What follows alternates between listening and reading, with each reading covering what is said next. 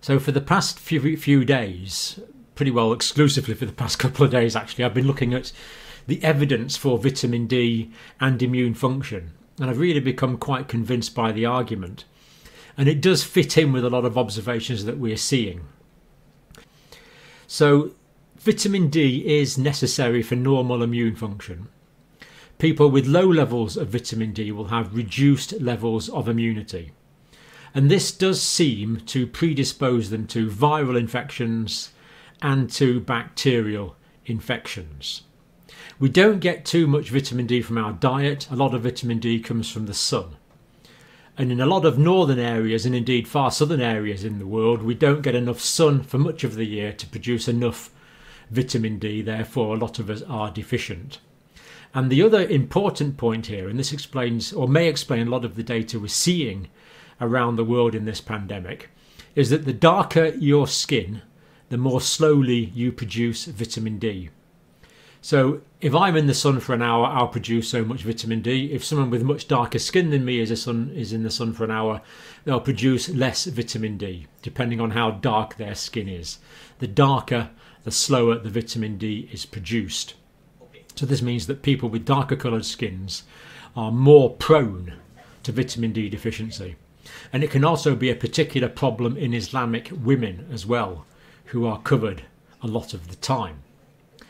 So the evidence for taking a supplement of vitamin D, I believe, is strong enough for you to ask your healthcare provider if you should be taking a supplement of vitamin D. And I'm going to start giving you some evidence for that now. Right, prevalence and correlations of vitamin D deficiency in US adults. Now this comes from 3 sources.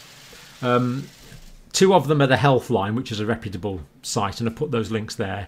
And it also comes from a peer-reviewed journal article there as well. Now, just get this is powerful. I have mentioned this before. 42% of the US population is vitamin D deficient, according to this study. However, this rate rises to 82% in black people and 70% in Hispanics. Now, who has been suffering most from COVID-19 complications? African Americans. Who has the highest death rate from COVID-19? African Americans. Who is most likely to be deficient in vitamin D? This data tells us African Americans. Now, this is not proving causality. This does not prove that the increased fatality rate is caused by lack of vitamin D. It's a correlation. It's not evidence, it's not causal proof, but it's a pretty good correlation. And given that it's relatively safe for most people to take vitamin D, it would be a variable that would be very interesting to get rid of. And I've mentioned this before, but what concerns me is when this first came out, the fact that African Americans were dying more than white Americans, people jumped to socio-economic explanations. Now, I'm not saying there's not validity to that. There is. People also jump to saying, well, black people might be drinking more, smoking more and taking more drugs. Now, I don't know if that's the case or not. But I do know from this data, this is what we know, not what we're speculating about, the evidence from these publications is there. A lot of black people and Hispanics who aren't white but aren't as dark as African Americans don't seem to be making the vitamin D. So that's what these journals are saying.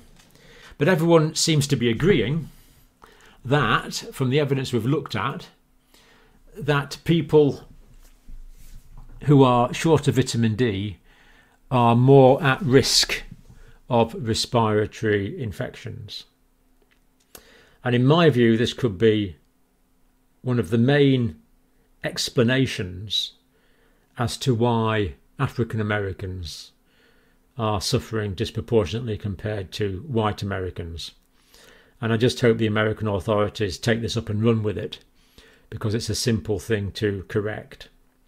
So there we go. That's a load of evidence. It's not just my opinion. Look at the evidence for yourself. Come to your own conclusions. We really need to correct. If there are factors which are reducing immune function,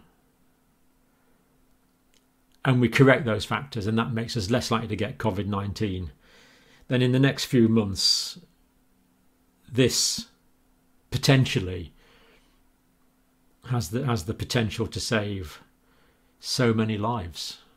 Really, let's get clever people to work out if this is right or not and make it public health policy.